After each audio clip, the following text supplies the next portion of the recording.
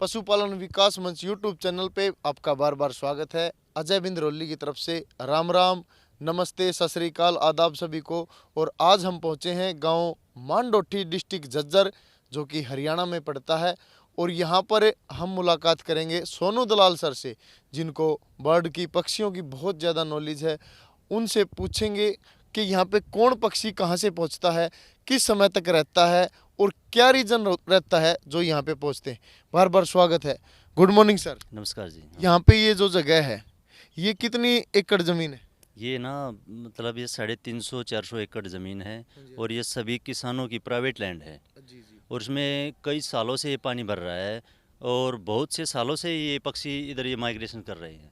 तो यहाँ पे जो पक्षी हैं उनके बारे में जो नॉलेज आप बताएं, जो आपको जानकारी है, वो सब जानकारी हमारे चैनल के माध्यम से दर्शकों तक पहुँचाएं। देखो, पक्षी ना बहुत ही प्यारा जीव है, बहुत ही शानदार। आप उसे देखोगे तो बार बार देखने की इच्छा करेगी। तो ये बर्ड्स, ये जो साइबेरिया, रशिया, चाइना और ईरान, इराक से उधर से माइग्रेशन करते हैं, क्योंकि उधर का जो विंटर का जो टेम्परेचर है वो माइनस बहुत ही कम हो जाता है, जीरो से बहुत ही ज़्यादा कम हो जाता है।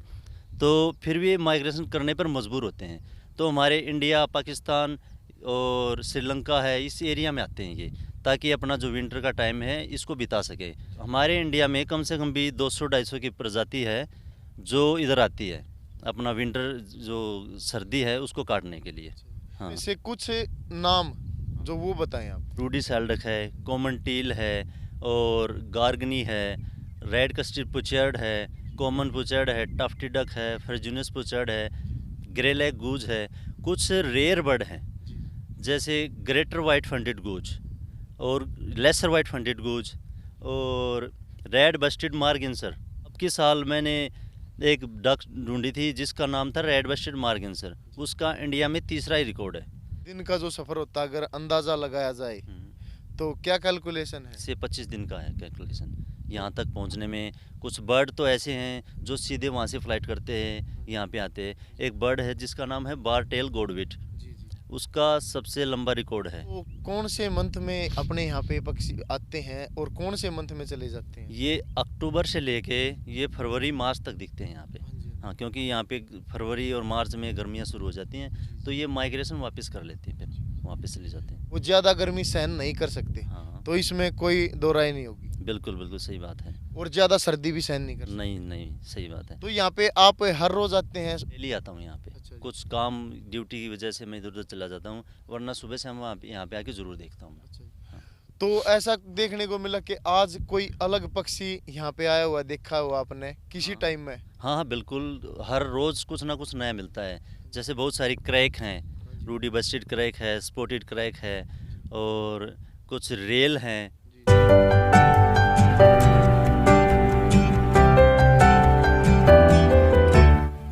खून पी लिया इस भैंस ने, 1 साल हो गई ब्याई ने, इब तक नया दूध होके नहीं दे रही। क्यों सोम हो रही है? बबू छो मैं क्या हो रही हूँ, आपने भी तो बेरा है। ये बात होगी ताऊ मेरे संगे। मैं बताऊं जी, इस मैस ने खून पी लिया, 1 साल हो गया, नया दूध नहीं होती। इसकी दवाई दम मैं बता दूं। हाँ भाई, ई बिलाया ले ताऊ मेरे संगे, यो न्यूट्री डाइट खवा और फिर नए दूध ना हो तो मन ना बता। आप भी अपनी गाय भैंस को न्यूट्री डाइट खिलाएं और हर साल एक बच्चा पाएं।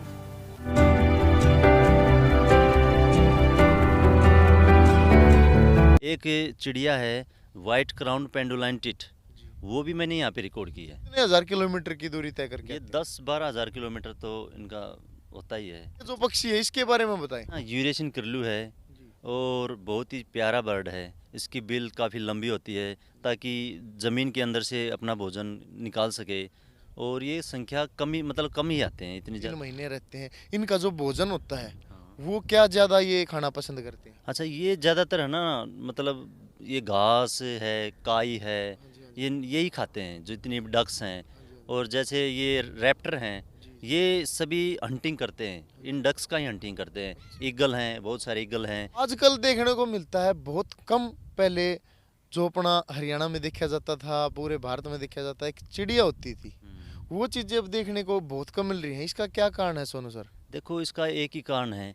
पहले हमारे कच्चे मकान हुआ करते थे, छत थी, उसमें ये घोंसला बनाया करते थे, हमें आज तकरीबन दिख जाया करती थी। अब सभी मकान पक्के हो रहे हैं, तो इस कारण ये कम दिख रही हैं। वैसे ये प्रजाति कम नहीं हो रही है। तो बचाव के लिए क्या कुछ करना चाहिए? गवर्नमेंट अगर चाहे तो बर्ड सेंचुरी बना सकती है, क्योंकि बहुत सारे रेयर बर्ड आ रहे हैं, यहाँ पे मिल रहे हैं। इतने सारे लोग पूरी दुनिया से इनको देखने के लिए आ रहे हैं, तो कुछ ना कुछ खूबी तो होगी यहाँ की। तो इसको बचाना चाहिए गवर्नमेंट को, थोड़ी प्रोटेक्शन भी चाहिए यहाँ पे, क्योंकि हर साल शिकार की मैंने सुन रहा हूँ। एक बार 3 साल पहले मैंने शिकारी पकड़वाए थे, उन्होंने 35 बतख मार रखी थी, तो भी मैंने उनको पकड़वाया था। फिर भी यहाँ पे कोई टूरिस्ट आते हैं? बिल्कुल, बहुत सारे टूरिस्ट आते हैं, मतलब इंडिया के हर कोने से आते हैं यहाँ पे। दिल्ली से भी बहुत सारे सैटरडे और संडे को तो तकरीबन आते ही रहते हैं। दिल्ली के बहुत काफ़ी पास है, और हमारा जो NH10 है उसके बिल्कुल पास है। तो अगर सरकार इसको एक बर्ड सेंचुरी बनाती है तो उसके लिए भी बहुत फ़ायदा है, टूरिज़्म काफ़ी बढ़ेगा और लोगों की नॉलेज भी होगी, इंटरेस्ट भी बनेगा। तो ये एक सेंचुरी बनाने का मेरा एक उपाय है कि अगर गवर्नमेंट चाहे तो इसको बना सकती है। और एक ऐसी जगह है कि यहाँ पे आके आप बिल्कुल स्ट्रेस फ्री महसूस हाँ, कर बिल्कुल, इंसान बिल्कुल शांत हो जाता है यहाँ पे, उसका मन मतलब और इधर उधर नहीं भटकता, बिल्कुल शांत हो जाता है। क्योंकि भाई आज की भाग दौड़ भरी जिंदगी में ऐसी जगह पे भी अपना कुछ टाइम बिताना वो हमारे लिए बहुत फायदेमंद बिल्कुल सही बात है। है। शिकार करके किसी भी पशु या पक्षी की जान लेने का कोई अधिकार नहीं है। बहुत अच्छी जानकारी दी है सोनू दलाल सर ने, बहुत बहुत धन्यवाद सर आपका। Thank you.